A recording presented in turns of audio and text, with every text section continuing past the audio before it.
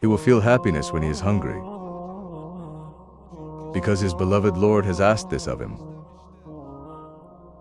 Such a perspective must be attained. The issue is not merely understanding the condition of the poor and the needy. Allah's intention in sending revelation, in sending prophets, in sending scriptures, is the elevation of the human being. Allah wants the human being to rise. How can a human rise? Through the book He has sent. He shows us what kind of human model He wants. What kind of person does He want? The Quran explains this to us. If a person struggles against their lower self, if they manage to make some progress in this struggle, this is a war. In this war, one must advance. In this war, you will see wounds. You will be wounded. You will see this in yourself and in others as well.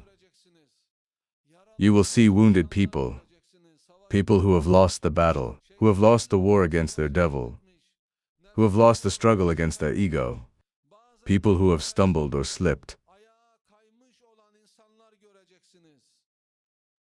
At the same time, you will also see people who have succeeded in reforming their ego, who have risen, who have progressed on the path to becoming a complete and perfected human being. Allah's intention is to bring about such people. On the one hand, our ego pulls us downward. On the other hand, our devil pulls us downward. On yet another hand, the people around us pull us downward. We are faced with three forces of gravity. Resisting all these forces is only possible through taqwa. That is why God, mighty and exalted, يا أيها الذين آمنوا كتب عليكم الصيام كما كتب على الذين من قبلكم لعلكم تتقون. fasting has been made obligatory upon you, so that you may attain taqwa, so that you may be protected, and learn the ways of protection. By eating less, by sleeping less, by speaking less, at times being alone, entering spiritual retreat, etikaf, by continuously striving against your ego so that you may rise and become among the righteous. This, then, is the purpose behind Allah Almighty making fasting obligatory. It is not merely to understand the condition of the poor, just as fasting solely for health is not correct, and just as it is wrong to approach the matter only from that angle. In the same way, fasting only to understand the state of the poor, or fasting only to understand the state of the hungry, cannot be a correct way to approach the matter.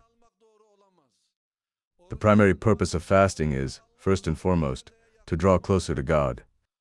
It is to be among those whom God draws close to Himself as a result of love for Him. You will love God, and when you fulfill the command of God Almighty, God will also take hold of you, draw you toward Himself, and make you among those brought near. The goal is to reach that station, not merely to understand the condition of the poor. If the true cause and wisdom of fasting were only this, then some people could say, I already know the condition of the poor. I used to be poor myself. I already know the condition of the poor. If the goal were only to understand hunger,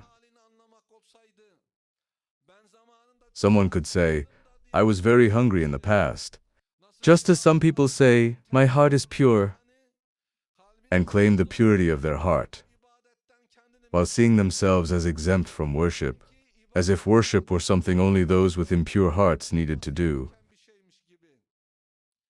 Yet even the angels who have no ego, who cannot be deceived by Satan, who have no other being to deceive them,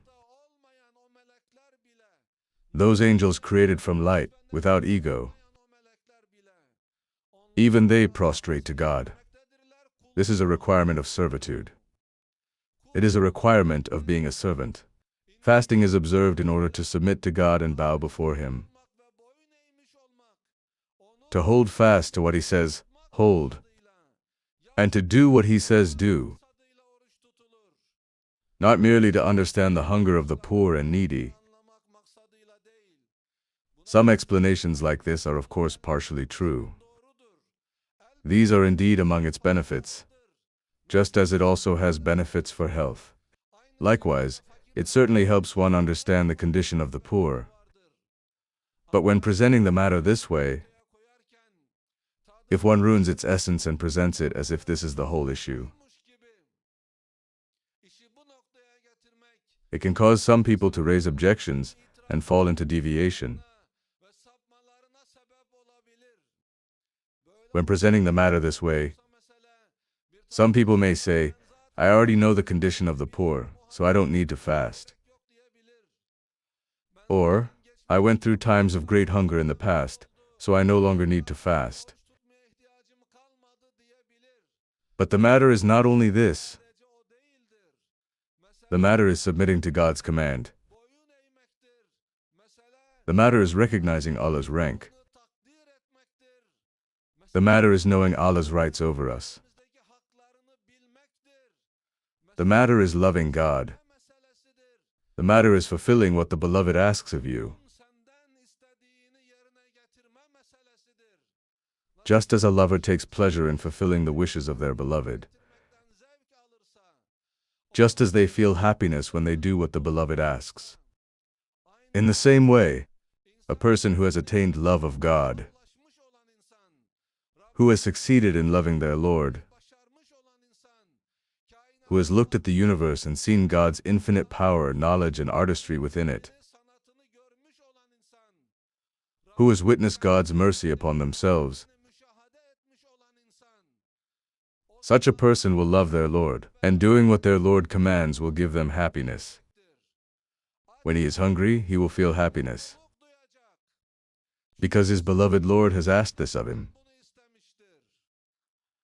One must acquire such a perspective. The issue is not merely understanding the condition of the poor and the needy. By commanding this, God Almighty makes us aware of our own will.